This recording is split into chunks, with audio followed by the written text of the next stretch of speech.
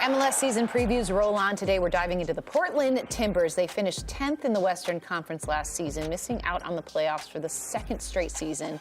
They said farewell to head coach Gio Savarese last August. And then in the offseason, they announced Phil Neville as the next man in charge. And another one of their big offseason acquisitions was Kamal Miller, who absolutely shined last season for Inter Miami. Nico Cantor caught up with him last month at MLS Media Day. Here's that conversation.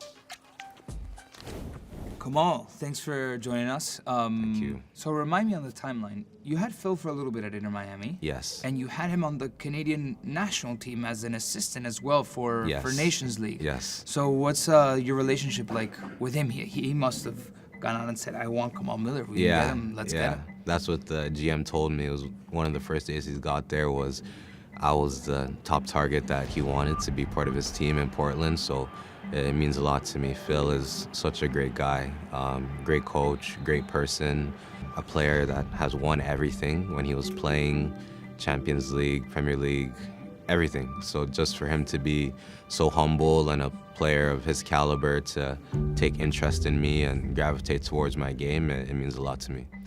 What do you think you did well from your time at Inter Miami that proved to the greater world, maybe beyond the United States, that you're a solid center back, that his trajectory is just it's getting higher every time? Yeah, I think just the club in general, Inter, they have been looking for a solid defender since their existence in MLS. They had a few great ones, LGP, Shawcross, a couple great ones, but no one that really came in and solidified the back line, and that was their message to me right away, that they needed that. So I just carried my momentum from the World Cup and from a good season with Montreal previously and just carried it in. And I think the way we played, we were attacking-based team that it was just, a lot of times it was just me and the striker by ourselves defending a big space. And it just seems like I always came up with that clutch tackle and got us in the attack again. So I think that's what the fans really gravitated towards me with. And the passion I show on the field, I think they enjoyed that as well. What are your expectations going into this season, and what do you want to achieve with the club? This club has missed the playoffs by 1 point 2 years in a row, so definitely it's to get in the playoffs. It's a club that should be in the playoffs every year. They're always competing, always competitive, and it's a fan base and a front office that want the best and expect nothing but wins. So that's the goal, just to completely smash it in the West and get into the playoffs for sure, and then see what happens from there. I think we've added pieces, and there's still more pieces to come that at the start of the season, when we look at our roster, I think we can compete with any team in the league. So why not us to go on and win the cup? For me, that's the goal. My first cup, and it feels right to do it in Portland. Do you envision yourself outside of MLS, maybe in Europe? Most definitely. Something in my career that I really want to achieve is getting to Europe, and that's been a message from Portland as well. They want to use my talents and my experience that I have as a young player, but still experience to propel me to the next level and get me to Europe. They want to use Portland as a stepping stone for me, and we'll both help each other get to where we want to be. Be honest with me, what poster did you have in your room growing up? Was it a person or a team? So you had somebody in your room growing up that you envisioned yourself, I want to be there. I was a big Sergio Ramos fan growing up, so I had a poster of him and Paulo Maldini. Those are my two idols growing up. Oh, nice. So maybe Real Madrid or Milan in the books for you in the future? Why not? Why not? I'd love that. Nice. Well, Kamal, congrats on all your success on last season, and all the best for you in this upcoming season. It's going to be exciting to watch. Thank you so much. I appreciate it. Thank you. Yeah, man. Thank you. I'm not gonna. It's a great interview. It was a great interview. Yeah, it was a great interview. Yeah. The reason You were really working in that. Yeah. Kamal Miller really shined in that interview. Yeah. As much as your forehead. Yeah. You know what? We didn't have powder. The lights were hot. Were you in a sauna before? I'm very shiny in these interviews as well. Were you? Not just No, but you had some sort of powder. No. You shine a light off of my face and it reflects like the moon. It's like, you know. I mean, Kamal was well lit because of your face. face. I think the light reflecting off of it. Absolutely. All right. Did you sprint? Did you sprint to the interview? I was doing my best Usher impersonation. Good one. Good one. It was a great chat with Kamal Miller, and as I mentioned last year, he was spectacular for Inter Miami and for a Portland team that has struggled defensively. They allowed 36 goals away from home last season, which is an astounding amount. This is a huge get for Portland. Huge. A huge loss for Inter Miami. And a huge loss for Inter Miami. But what impressed you most about the way he plays? He stepped up to the standard that I think we expected from Inter Miami. The jump in quality from the moment Messi showed up, and he was clutch, he was timely in his tackles. He stepped up when League's Cup, everybody after League's Cup dropped off. He was everybody the best. After He was the Cup, best. but he was What I'm saying is, it wasn't Inter Miami where he took that step. It was Canada. Okay, no, Canada okay, is stop. what put him on that. She asked me about Inter Miami. I know, but I'm saying, going to a World for Cup, sure. that changed the way he plays and sees things and allowed him to slip into that Inter Miami side. Absolutely. Nonetheless, it felt like Inter Miami all around Messi maybe wasn't up to a certain standard that Messi expects, but I think out of Kamal Miller, we did get that. He patrolled his zones very well, and he was a very reliable defender.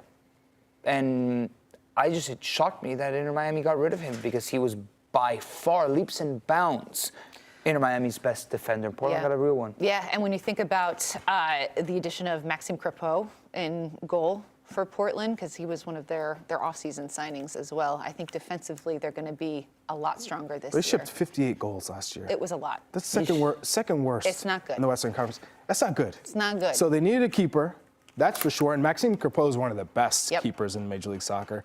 And then you're getting Inter Miami's best defender. For me, this is a team that can score goals, especially at home where they're so good at home. You would expect them to lock it down defensively, have somebody, a centerpiece, somebody you can rely on. Now they have arguably one of the best organizers in the back, someone who's super composed and calm on the ball, who can play out of pressure. And you have a keeper, Crepeau, who gives backlines confidence that they don't have to play nervous. They know they can, don't have to defend with so much panic because you have a keeper who's capable of making those saves and not giving up the rebounds. And if you're MLS, you do need to figure out some of the rules. You need to kind of change them because the fact that LAFC couldn't pay Crepeau more than what he deserved, I think, that allowed him to move to a Portland, and then they could go out and get Hugo Lloris for that same amount. It was just a little bit confusing. It's a little unfair, I think, to some of these teams. But if you look at the rules are confusing. Wow, what a shock, right? Yeah. In fact, you are good with sweat allocation money. Sam. I think when you look at Portland, the thing that frustrates me a little bit is just wondering what's going to happen offensively, attack-wise. You know, when Phil Neville was in charge of Miami, they looked really inept offensively. You lose Yimi Chara, coming up a little bit towards the end of his career there, but an attacking player, Brian Acosta, also another attacking player, also gone. Yeah. You wonder, what are they going to do? How is Phil Neville going to turn this team around? Defensively, he's already shown that, but offensively, how are you going to keep that? Well, let's There's a lot to prove, no? A lot. A ton to prove. A ton to prove. Yeah, things that he got fired from Inter Miami. And Portland, we know if you've been there, it is a very ornery place to play. The Timbers Army are a very unforgiving crowd. And if the results aren't there, you will hear about it. So Phil Neville is going to have to get some results early on to ingratiate himself into that fan base for sure. How many managers in Major League Soccer who have been signed for this season have pressure on them off the jump? Does Troy Lesesne have pressure on him? Does Depends on the ownership. Honestly, I think everyone except Cherundolo, and I'm trying to think. Cherundolo may not really have pressure on him. No, like Curtin in. But I'm saying, in terms of new manager, I mean, Greg Vanney, for sure, is on the Greg Vanney the most. to start. Greg Vanney's got to be The on hottest the of all hot start. seats. That is without a doubt. But Caleb Porter doesn't have that What about pressure. Dean Smith in Charlotte? No. He's got some leeway, and so does Herdman at TFC. They both got leeway because you know, Dean Smith just got there, but Herdman, you can't do worse than what I mean, if you, God forbid if you do, but you can't do worse than what happened last year. Like Chris Armas, for instance. I'm thinking about managers who haven't done well and coming into this job, and they've gotten a job. There's a huge amount of pressure on I think they have pressure to start. Let's see what he's working with. Let's take a look quickly at the projected 11 for the Portland Timbers heading into the 2024 season. They need more production up top. They need more production from their center forwards, and Felipe Mora, I think, is going to have a big season for them. Now, he started the 2022 season. He was coming off of a knee injury, so he missed a ton of time. But then towards the end of the season, when he came back and was integrated into that starting 11 regularly, he was productive. I think he had 4 goals and a couple of assists in his last 6 games. So there's hope there. But Charlie, when you look at this, and to Alexis's point, like, where are the goals coming? Like, where's the offensive production? Evander. I mean, that's why you bring in a DP. He was the team's leading goal scorer last season. So that's where your goals are coming right now. And Moreno creates a lot of problems for teams with his pace. And he showed a lot of promise. So you expect Evander and Moreno to really step up. And Felipe Mora's, he reminds me of just a serviceable player. Not someone who's going to wow you with goals or stats. Someone who he gets involved, good hold-up play, but he's not a DP striker or anyone at that level who's going to win you matches. Okay. That's not Felipe Mora. He's more of a placeholder, if you will. For Santiago Moreno, he's 23. Last year, really only had 3 goals and 6 assists. He can right wing. He can slide into that center. He's played the number 10 for them in the past. I'm looking for him to have a little bit of a bigger season, but you have to give him the opportunity. You have to sort of unlock him, and I'm a little bit afraid. How are they going to give the ball to him to get those opportunities? They need to go out and get a proper striker. They need to go out and get a big goal scorer, somebody who can, whether that's Felipe Mora doesn't have pace. So is it a striker who can stretch the field and score goals? Is it a striker who's a little bit more well-rounded, like not a Harry Kane, obviously, but someone like that who's can pass, create space for Santiago Moreno, who has more pace, but they need to go out and get a number 9.